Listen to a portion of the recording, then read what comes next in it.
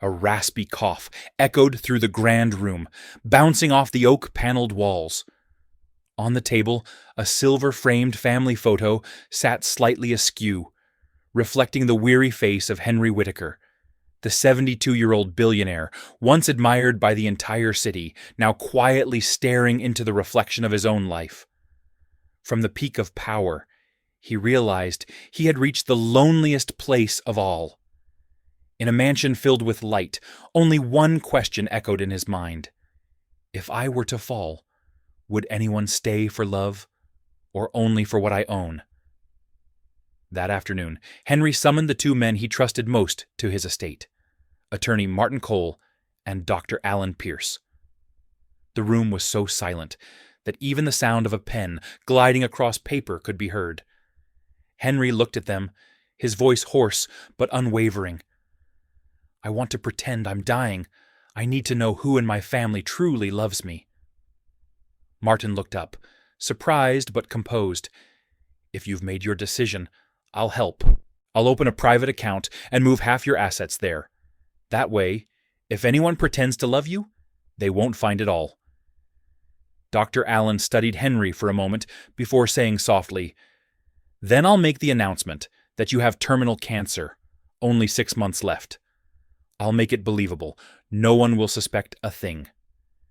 Henry remained silent, the deep lines of his face shadowed by determination. A cruel experiment, but he knew it was the only way to see the true faces behind the name Whitaker. The shocking news spread through the mansion like lightning in a clear sky. Victoria, his wife, burst into tears. His 3 older children, Ethan, Lucas, and Olivia, stood frozen, while his youngest daughter, Grace, fell to her knees beside the bed, clutching her father's hand as she cried, No, Daddy, I'll take care of you. You won't be alone. Henry looked at them all. In those tears, he wondered, how much of it was real? In the first few days, the family seemed devoted. They took turns visiting, bringing gifts, asking about his health, filling the house with flowers and soft voices of concern. But Henry soon realized that warmth lasted only for a short time. A week later, Victoria stopped coming to his room, saying she couldn't bear the smell of medicine. Ethan became too busy running the company in father's place. Lucas claimed he had to travel for business. Olivia stopped by only to take photos, posting them online with the caption, Pray for my dad. The mansion slowly fell into silence.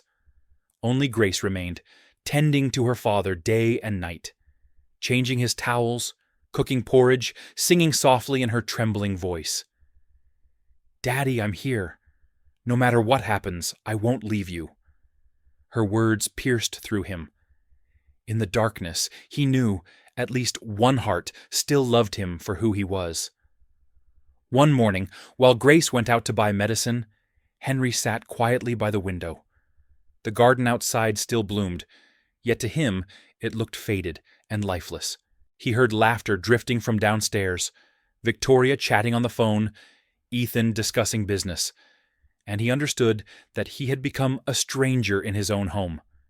He sighed. I taught them how to build wealth, he thought, but I forgot to teach them how to be human. That afternoon, Dr. Allen returned for a checkup, speaking in his most serious tone. It's getting worse. He may only have a few months left. Victoria gasped, tears falling, though her eyes glanced toward the driveway, where a new luxury car had just arrived. Ethan stood silent, already calculating his next move for the transition of power. Henry said nothing. He only watched his youngest daughter quietly wiping the table beside him, her presence soft and constant. He smiled faintly. In the midst of his pretend illness, he saw the truth, who lived with love and who lived behind masks. The test had begun, and soon it would tear the facade off the entire Whitaker family. After the devastating news, the Whitaker mansion sank into a hollow atmosphere of false mourning. Everyone tried to appear concerned, but Henry Whitaker, the man pretending to be sick, could see through every glance, every word. In the first few days, his wife, Victoria, brought porridge to his room, her voice tender, her gestures gentle. But after only a few days, she claimed she couldn't bear to watch him suffer, and stopped visiting entirely. The mask began to slip from his 3 eldest children as well. Ethan visited with a firm, serious expression. "You should rest, Father. Let me handle the company for you." Henry nodded silently. In his eyes, that was no longer the gaze of a son. It was the hungry look of an heir eager to seize the throne. Lucas made excuses about a business trip and disappeared with his friends into a haze of luxury and parties. Olivia, once the sweet and delicate one, now only dropped by briefly, snapping a few photos before posting them online with the caption, "Pray for my dad." Those prayers gathered thousands of likes, yet not a single night did she stay by his side. Only Grace, his youngest daughter at 24, remained by the bedside every day. She fed him porridge, massaged his hands, and sang softly with a trembling voice, hoarse from crying, "I'm here, Daddy. You're not alone." Henry looked at her, his vision blurred, but his heart warmed. He knew that in this mansion of marble and gold, only one person still loved him, not for his name, not for his fortune, but simply because he was her father. A week passed. The illusion of care vanished, replaced by whispers of quiet greed. Victoria began meeting with Ethan to discuss restructuring some assets to stabilize the situation. Meanwhile, Lucas emailed the family lawyer to inquire about temporary inheritance rights in the event of father's passing. Henry heard it all, saw it all. Each word struck him like a blade.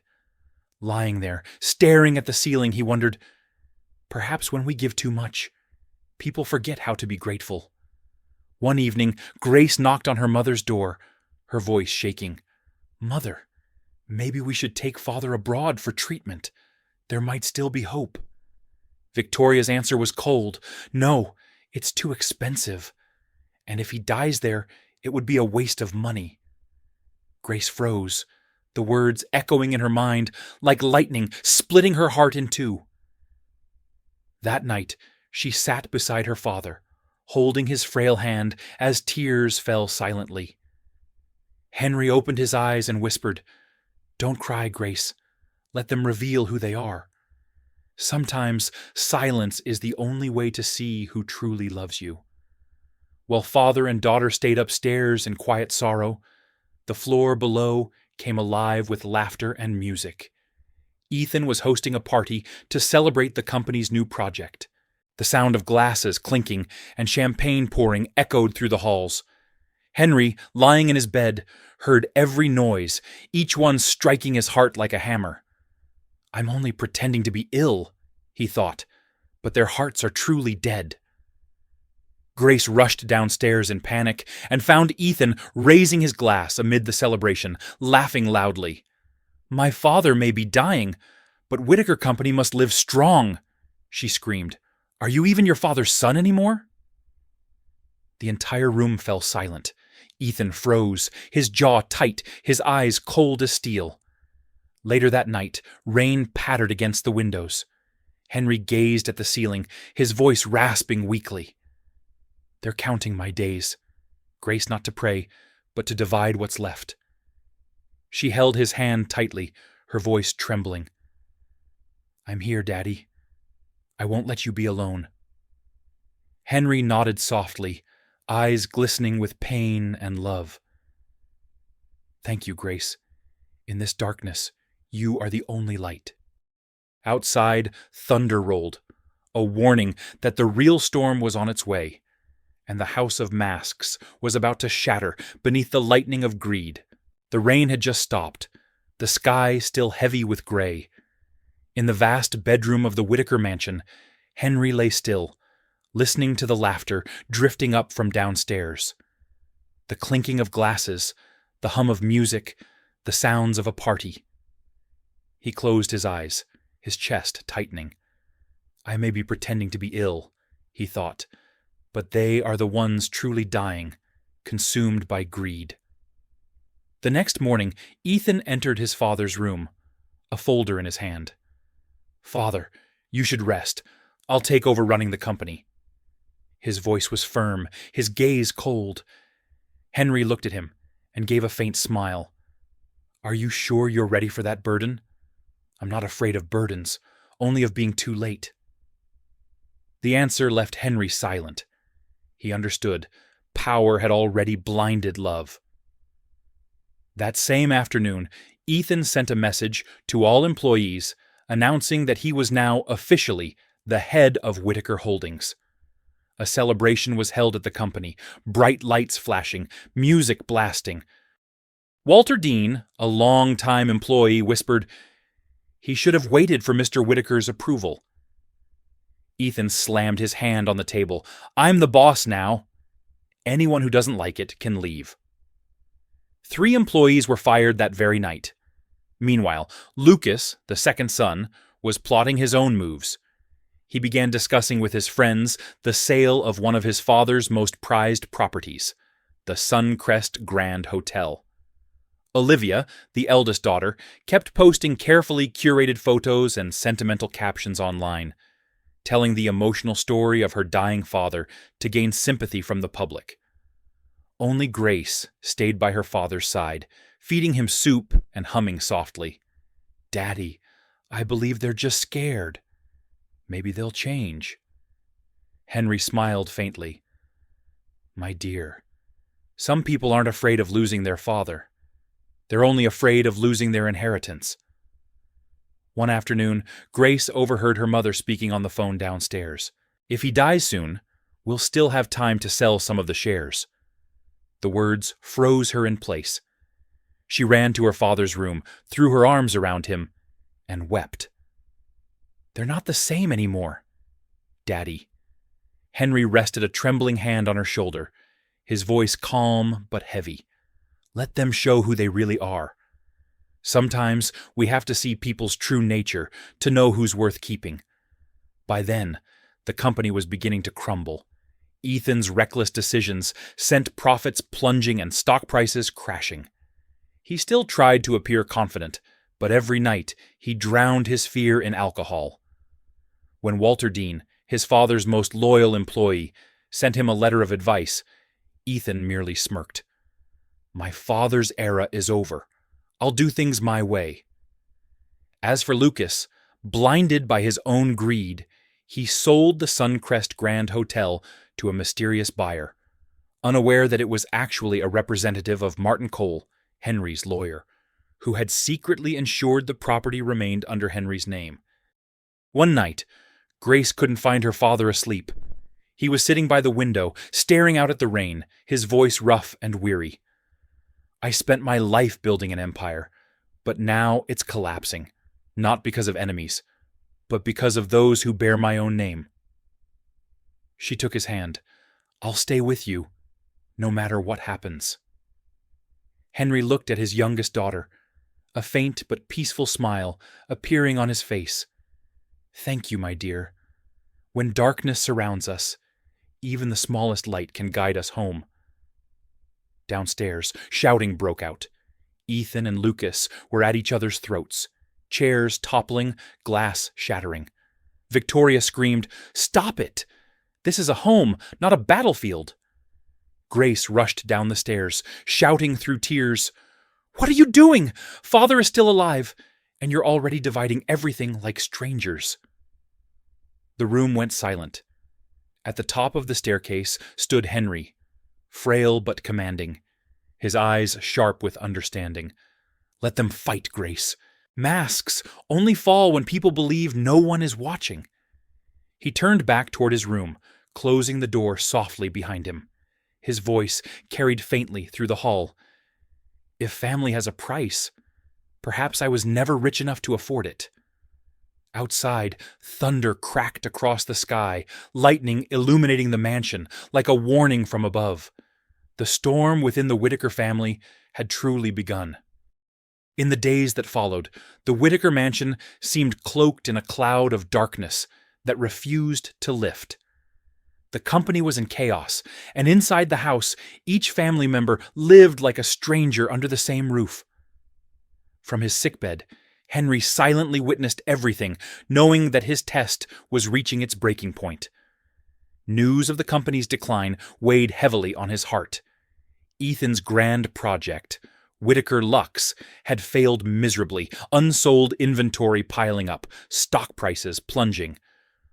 Loyal employees had walked away, replaced by those who only cared about parties and flattery.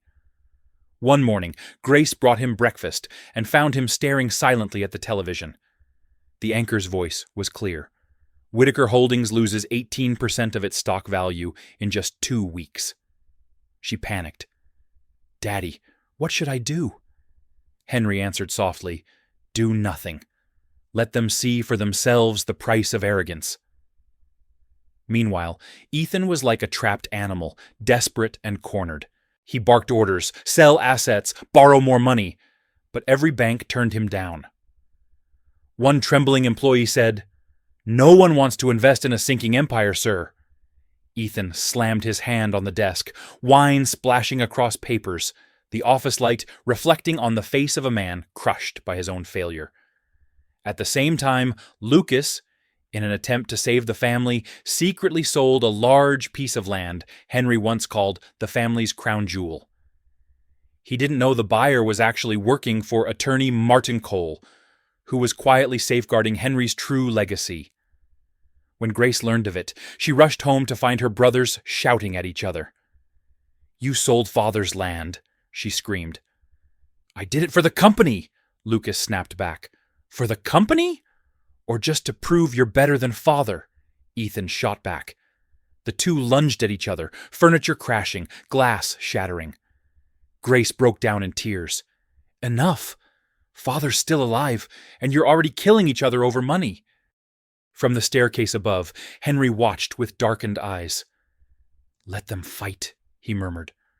"A storm doesn't end until the wind has spoken." That evening, Victoria entered Henry's room, her nose wrinkling in disgust. "This room stinks. I can't stand it." "Starting tomorrow, you'll move downstairs." Grace protested. "Mother, this is Father's room." "Be quiet," Victoria snapped. "I'm still his wife." "I decide what happens." 2 guards stepped in. Henry didn't speak. He only looked around the room one last time. As they lifted him from the bed, his eyes were sharp, filled with 1,000 invisible wounds. "They don't know I'm still awake," he thought. "And the real storm is coming." That night, the house was unnervingly quiet. Grace fell asleep beside his bed, while Henry lay awake, staring at the ceiling. Outside, thunder rumbled, illuminating his face, old, frail, yet burning with a glint of steel. He whispered, "I faked my death to find love, but all I've found is greed. Very well. Now it's my turn to live again, and show them what it means to lose everything." The next morning, attorney Martin Cole arrived. He placed a folder on the table. "Sir, the Suncrest Grand Hotel and the land are safe. All legal ownership remains under your name." Henry nodded, his eyes cold. "Good. Keep everything quiet.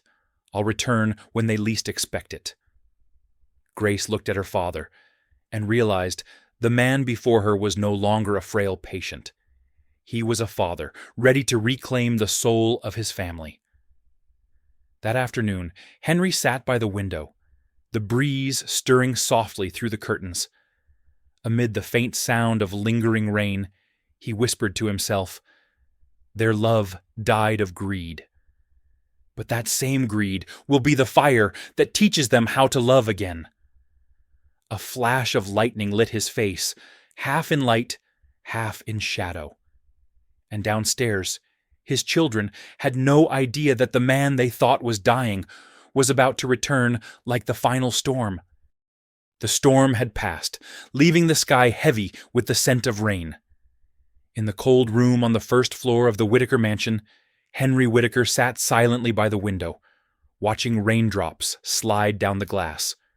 There was no anger left in him, only the quiet exhaustion of a man who had seen too much. Every laugh, every argument, every lie within this house had carved cracks deeper into his heart. Grace entered, carrying a bowl of warm porridge. "Daddy, please eat something." He shook his head slowly, his voice low and weary. "No, Grace, I'm not hungry, I just feel empty." She held his hand, tears glistening in her eyes. "They're not going to change, are they, Daddy?" Henry looked at her, his gaze kind but sorrowful. "My dear, sometimes we must leave the darkness behind if we ever want to see the light again." The next morning, he told Grace to pack their things. No one in the house noticed when they left. The heavy iron gates closed behind them, leaving only echoes of greed within the grand estate. As their car rolled down the long road out of the city, Henry looked back through the window and said softly, "I'm not leaving out of fear. I'm leaving to remember who I really am." Grace squeezed his hand and nodded. She knew this journey was not just an escape from a house. It was a way to escape the wounds carved into their hearts. When the car stopped at a small riverside village, Henry felt as if he could breathe again. There was no perfume, no ringing phones, only the wind, the scent of grass, and the sound of birds. The villagers recognized him and came rushing over. "Mr. Whitaker has returned, the man who built the school for our children." An old woman took his hand, her voice trembling. "You once helped me pay for my treatment. Now let me take care of you." Henry was speechless. In their eyes, he saw something the city had long forgotten: genuine kindness.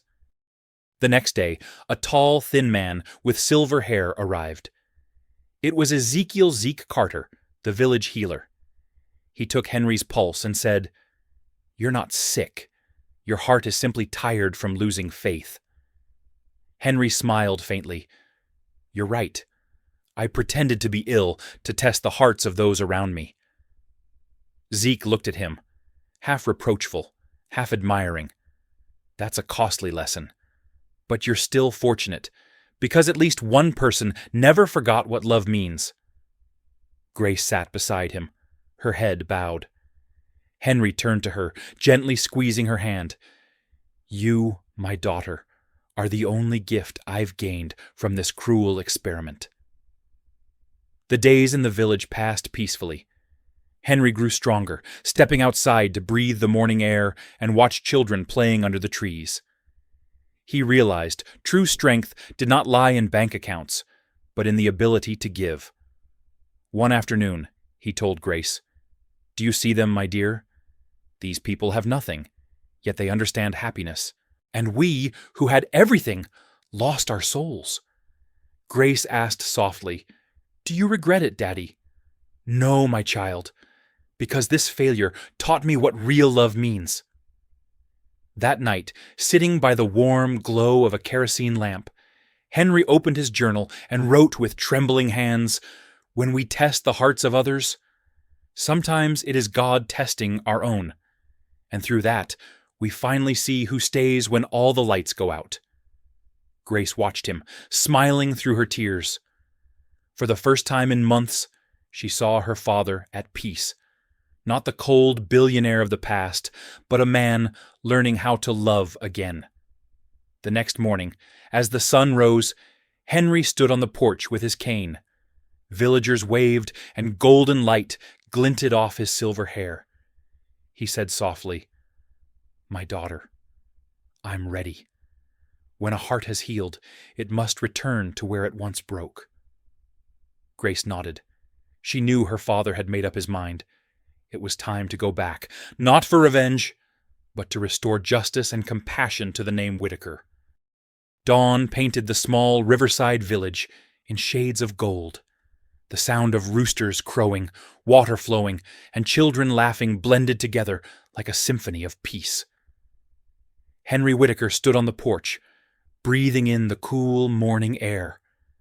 After months of weakness, he was strong again, no longer the image of a dying man. Grace walked up beside him with a gentle smile. "You look healthier, Daddy. Your eyes, they're brighter than before." Henry nodded slightly. "Yes, my dear. Here, I feel alive. In the city, all I saw were souls worn down by money. News of Henry's return spread quickly through the village. People came to visit. Some brought fruit, some milk, and others just their smiles. An old man said, 'If it weren't for you, this school would have closed long ago. You're a good man, Mr. Whitaker. Don't let sorrow bring you down.' Henry listened, his voice trembling yet warm. 'Thank you, my friends. Here, I've found what the city has forgotten: kindness.'" That afternoon, Ezekiel Zeke Carter, the village healer, came by. He sat across from Henry, his eyes calm and knowing. "What I see in you isn't illness," he said softly, "but the loneliness of a man who's been betrayed." Henry replied quietly, "I wasn't sick. I pretended to be ill to test the hearts around me. But the truth I found hurt more than any disease." Zeke nodded. "Few men are brave enough to face such a truth. But you're lucky, because you still have one light left, your daughter." He turned toward Grace, his gaze kind. "She is your medicine, and her love is your miracle." Henry smiled and took Grace's hand. "If not for her, my heart would have truly died." The days that followed were simple and peaceful. Henry lived like an ordinary man.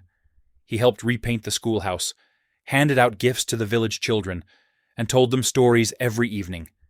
Each burst of laughter filled him with warmth. "I once thought happiness came from having everything," he said, "but now I know it comes from being loved without conditions." One afternoon, Henry and Grace sat by the river as the sunset spread gold across the water. Grace said softly, "Daddy, I feel like I could stay here forever." Henry looked out toward the horizon. "No, Grace, it's time to return. We can't let darkness rule their hearts forever. They must see that love is stronger than greed." The next morning, they packed to leave. The villagers gathered to say goodbye. Some wished them peace. Others held Henry's hand with teary eyes. His younger brother Samuel whispered, "Go back as the light, not as the storm." Henry nodded, his gaze steady. "I'm not going back to punish them, but to awaken the hearts that have fallen asleep."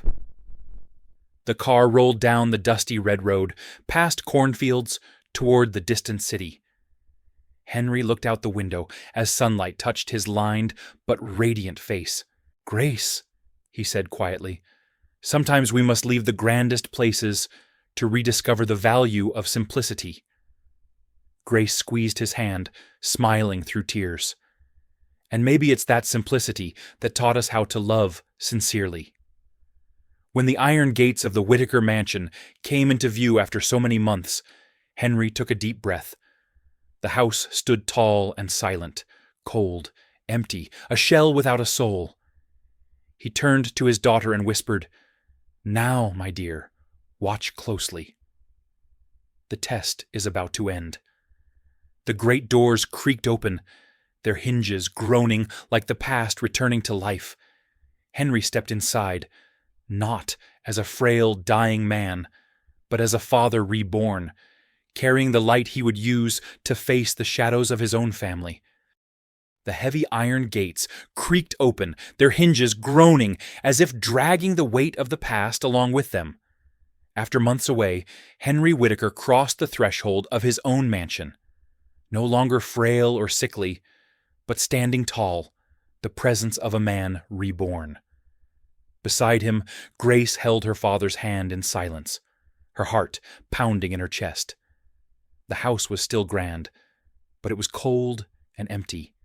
There was no laughter, no warmth, only the lingering scent of old perfume and the echoes of past arguments. Henry walked slowly, each step heavy, his eyes sweeping over the family portraits lining the walls. The smiles in those pictures were nothing more than masks now. From the living room came a familiar voice. "Who's there? Who just came in?" Victoria appeared, a teacup in her hand, frowning as she stepped forward, then froze. The cup slipped from her fingers and shattered against the marble floor. "Henry, no! It can't be! You're still alive?" Henry met her gaze, his voice calm but edged with ice. "Yes, I'm alive, but it seems the person who once loved me is long dead." She stumbled back, her hands trembling. From the staircase above, Ethan, Lucas, and Olivia appeared one by one, each one pale with shock, as if staring at a ghost. "Father, you can walk?" Ethan stammered. "You're not dying?" Olivia burst into tears. Henry nodded slowly. "No, my children, I was never sick. It was all an experiment, to see who among you still had a heart." No one spoke. The air in the mansion froze solid, broken only by the ticking of the clock and the soft patter of rain outside. Henry looked around the room, his gaze lingering on each face. The wife who had betrayed him, the children who had traded love for wealth. "I pretended to be dying," he said, his voice low but steady, "and you proved the very thing I feared most, that in this house, love has limits, but greed does not." Ethan bowed his head, his hands shaking. Lucas avoided his father's eyes, while Olivia sobbed uncontrollably. Victoria struggled to regain her composure, her voice trembling. "Henry, you don't understand. I was just afraid of losing everything." Henry cut her off, his tone firm but sorrowful. "You already have, Victoria, not your fortune, but your heart." Grace stepped forward, holding her father's hand, her voice calm yet unwavering. "Daddy, tell them everything." Henry looked at her and nodded. He reached into his pocket and pulled out a small silver USB drive. "In the room where I fell ill, I installed hidden cameras. Every word, every act, you've all been recorded." The entire room fell silent. Victoria's face turned pale. Ethan stepped back, and Lucas gripped the edge of a chair to steady himself. Henry continued, his voice cold and deliberate. "Tomorrow, I'll show everyone the truth, and each one of you will face what you've done." Then he turned to Grace, his expression softening. "Thank you, my dear, for standing by me when everyone else turned away." Grace's voice broke as she whispered, "I only did what love is meant to do, Daddy." Henry squeezed her hand, his gaze sweeping across the room one last time. "Tomorrow, the light will shine on every shadow in this house." Outside, thunder rolled across the sky. A flash of lightning illuminated Henry's face, half in light, half in shadow, the face of both a loving father and the judge of fate itself. The next morning, the sky was heavy and gray. The Whitaker mansion was so quiet, it felt haunting. In the grand living room, Henry Whitaker sat in the main chair, with attorney Martin Cole beside him, and a laptop open on the table. Around them sat Victoria, Ethan, Lucas, and Olivia, each one tense, their heads bowed low. Henry looked at them, his voice calm but firm. "Today, I won't speak with words, but with the truth." Martin pressed play on the video, taken from the hidden cameras. The screen flickered to life. Henry's cough, Grace's sobs, and then the familiar voices began to cut through the silence like blades. Victoria's voice. "Move him to another room. I can't stand the smell of sickness." Ethan's voice. "Father's dying. Let me take over the company." Lucas's voice. "Sell the hotel. What's the point of keeping it?" And then Grace's trembling whisper, "Daddy, I'm here." The room fell into absolute silence. No one dared to lift their head. Henry spoke quietly. "That is not a video. It is a mirror reflecting your souls." He stood, walking slowly toward each of them in turn. First, to Ethan, my eldest son, the one I once believed would carry the Whitaker name forward. But you chose power over compassion.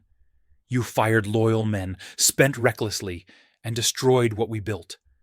From this day on, you no longer have the right to run the company. Your inheritance is the lesson you've bought with your arrogance." Ethan trembled, his head bowed. "Father, I'm sorry." Then Henry turned to Lucas. "You sold the hotel and the land I spent 40 years protecting. You thought you were clever, but you sold your own future. From now on, you have no share in the Whitaker legacy. You'll have to rebuild your life with your own hands." Lucas broke down, falling to his knees. "Father, I was wrong. Please give me one more chance." Henry shook his head gently. "The chance isn't lost, son, but you must earn it yourself." He then turned to Olivia, his tone softening. "You are not cruel, but you were silent. And sometimes silence is its own kind of betrayal. You will receive your share only when you learn to use your voice to stand for what is right." She nodded through her tears. "I understand, Daddy." Then Henry turned to Victoria. The air in the room seemed to freeze. "And you," he said quietly, "the wife I loved for half my life. When I was at my weakest, you brought another man into this house. You didn't just betray me, you betrayed your vows." Victoria collapsed to her knees, tears spilling down her face. "Henry, I was lonely. I was afraid loneliness doesn't kill," Henry answered softly. "But betrayal does. It kills love." He turned to Martin. "From this day forward, Mrs. Victoria Whitaker no longer holds any right or claim to my estate. Let her leave this house in peace." Victoria cried out, but Henry did not turn back. Finally, he approached Grace, his voice breaking with warmth. "In the storm of greed, you were the only one who stayed. You loved me not for wealth, but for love itself. And because of that, everything I have left, my company, my home, my fortune, belongs to you." Grace shook her head, tears falling. "I don't want the money, Daddy. I just want you to be happy." Henry smiled gently. "And that is exactly why you deserve it all." He turned back to face his family, his voice steady and resonant. "I am not punishing anyone. I am simply returning to each of you what you have sown. Greed takes everything away. Compassion saves everything." Outside the window, the rain had stopped. Sunlight broke through the clouds, shining across Henry's silver hair. He closed his eyes and said softly, as if sealing the chapter with a prayer, "Today, the Whitaker family may have lost its fortune, but it has regained its soul." A year after the Day of Judgment, the name Whitaker Holdings once again appeared in the headlines, not for scandal, but for its miraculous rebirth. Under the leadership of Grace Whitaker, the company slowly rose from the ashes, regaining the trust of both clients and employees.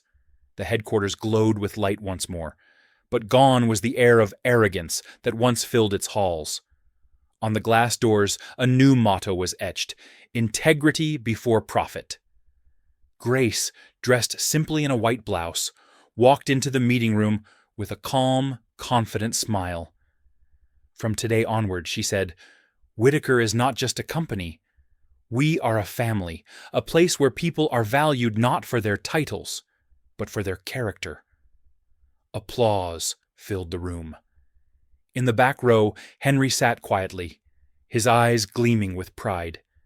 He no longer ran the company, but watching his daughter in that seat, he knew he had finally triumphed over fate itself. In the months that followed, Grace worked tirelessly.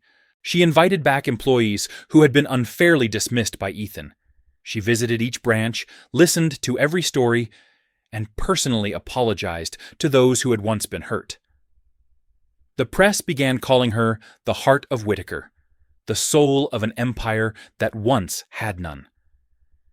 During an interview, a reporter asked, "Aren't you afraid people will see you as weak?" Grace smiled. "Weakness is pretending you've never made a mistake. When you have the courage to correct one, you become stronger than power itself." In a small office behind the main building, Henry sat writing his memoirs. Through the window, he could see Grace leading a group of employees to visit orphans, something he had never done in his most powerful years.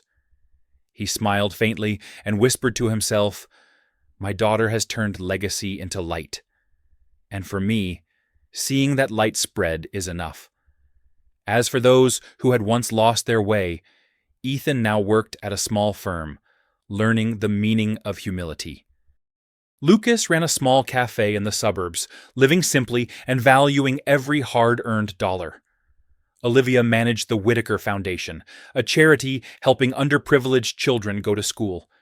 And Victoria, the woman who once betrayed him, lived quietly in Europe, sending letters of apology, seeking forgiveness. Henry replied with only 2 words: "I forgive." One evening, at the grand ceremony celebrating Whitaker Holdings' 50th anniversary, Grace stood on stage with a portrait of her father in his youth behind her. The golden lights shone down as she spoke with deep emotion. "My father once said that money can buy many things, but not character. Today, I want to add this: only kindness can preserve everything worth having." The audience rose to their feet in thunderous applause. In the front row, Henry's eyes glistened with tears, yet his lips curved into a gentle smile. After the ceremony, father and daughter stepped out onto the balcony. The city below sparkled with light. Grace rested her head on his shoulder. "I did it, Daddy," she whispered.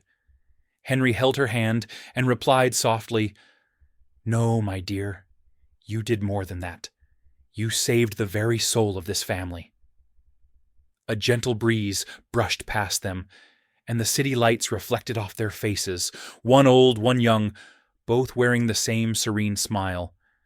And in that quiet, golden moment, Henry Whitaker knew he could leave this world without a single regret. That night, the moon shone bright and full. The Whitaker mansion was no longer a symbol of power and arrogance, but a house of memories, redemption, and rebirth. In the upstairs study, Henry Whitaker sat at his wooden desk.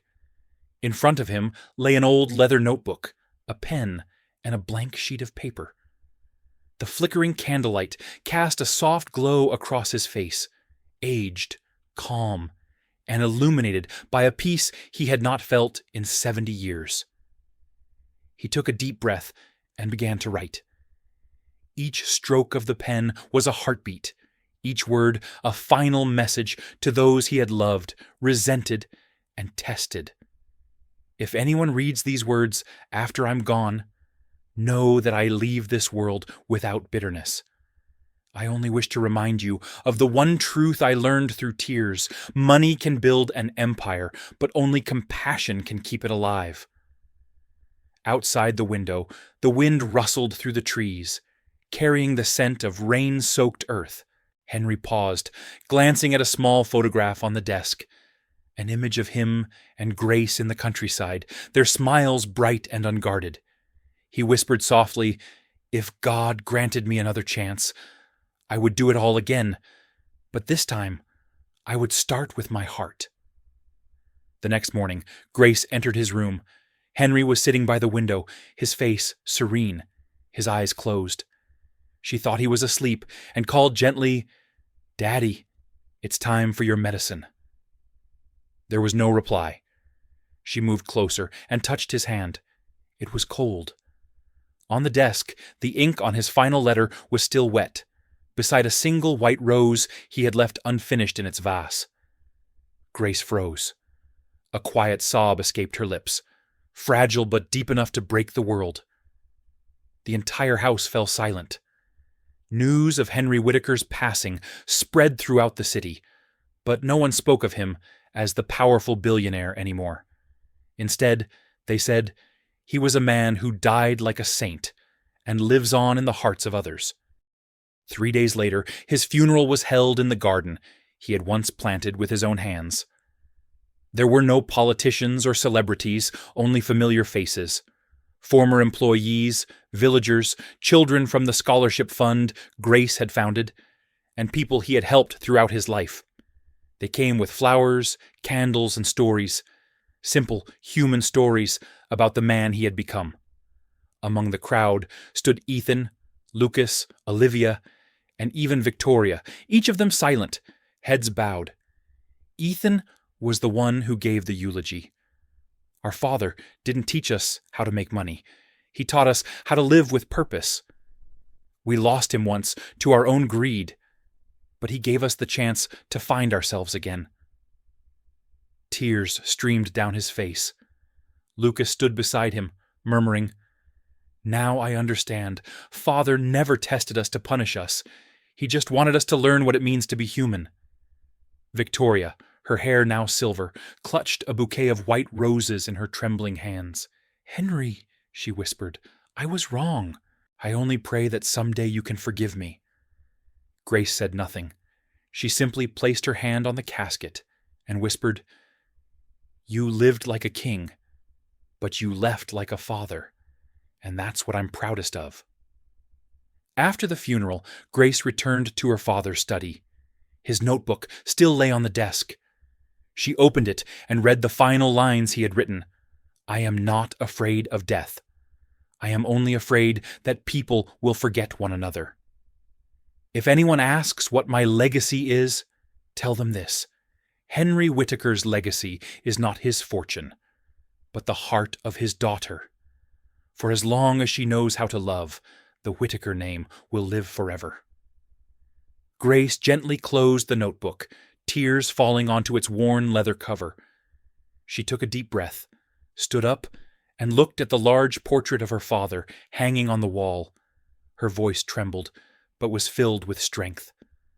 "I promise I will live as you wanted, doing what's right, not what's easy." 3 months later, the Whitaker Foundation was established, a charity in his name dedicated to helping orphans, the unemployed, and families who had lost their homes. At the entrance was engraved its motto, "Love is the only legacy." During the opening ceremony, Grace spoke, her voice resonating through the sunlit hall. "People used to call my father a billionaire, but he wasn't a billionaire because of money. He was one because he learned life's hardest lesson, that compassion can heal even the most broken souls. I will continue his path, because it's the only way to keep him with me." The room was silent, then applause spread like a wave. In the crowd, many wiped their eyes, those who had known Henry, those who had failed him, those who had been forgiven by him. That evening, Grace drove alone back to the countryside, to the riverbank, where she and her father had once watched the sunset. The breeze stirred the water, making it shimmer in the fading light. She laid a bouquet of white roses on the water and whispered, "Daddy, now I understand. Your test was never for them, it was for me, to teach me how to love without a reason." A white bird soared across the sky, its song echoing in the still air. Grace looked up and smiled. The golden sunset bathed her face, its light reflected in her bright, glistening eyes, the same eyes her father once had.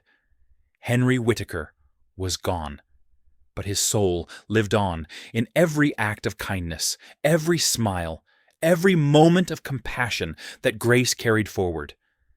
And somewhere in the heavens above, he was surely smiling, knowing that his test had finally found its perfect answer.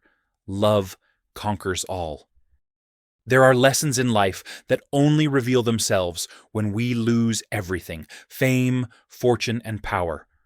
Only then do we see that the most important thing of all is our humanity. Henry Whitaker lost an entire family to greed, yet within that loss, he rediscovered the light of compassion in the eyes of his youngest daughter, Grace.